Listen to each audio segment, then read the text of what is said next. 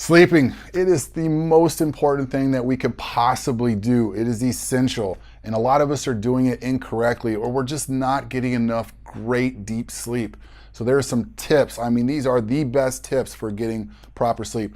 Number one is when we're going to sleep. So many of us are night owls, and it might sound good and it's just what we are, but no, we can all change that. I used to be a night owl too, but I realized that to get deep REM sleep, to that awesome restorative sleep, we need to be asleep from 10 to 2. 10 p.m. to 2 a.m. is where we can really get that deep restorative sleep. So going to bed around 9:30, 9:45, I know it's hard for some of us, but that is ideal. Next is the position in which we're sleeping in. Of course, the bed's important, the pillow's important, but that is really specific to your needs. What we really want to focus on is the position that you're putting your body in, to making sure that you're relaxed and you're allowing your body to focus on that deep sleep. Number one, no stomach sleeping. It is detrimental to your health.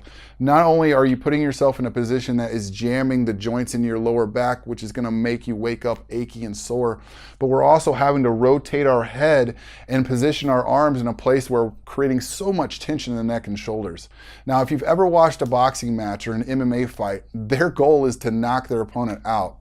Well, how do they do that? Well, typically in a headshot, they're putting their opponent in extension and rotation. That's cutting off the blood supply and oxygen supply to the brain.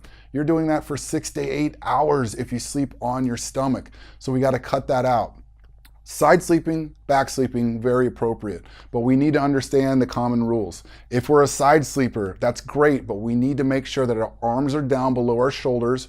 We're not in a fetal head position. We're keeping our head neutral with our spine, and we're putting a pillow between our knees so that our knees and our hips are level. This is going to reduce rotation and shear force on our discs and our hips.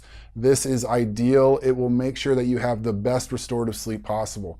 If you're on your back, that's fine, but make sure to elevate your knees with a pillow. That 5 degrees, 10 degrees of elevation will help to take that stress and tension away from the lower back and hips. And again, it's ideal to keep your arms down. If we start to stretch them up, again, we're starting to incorporate these muscles being tighter and restricted.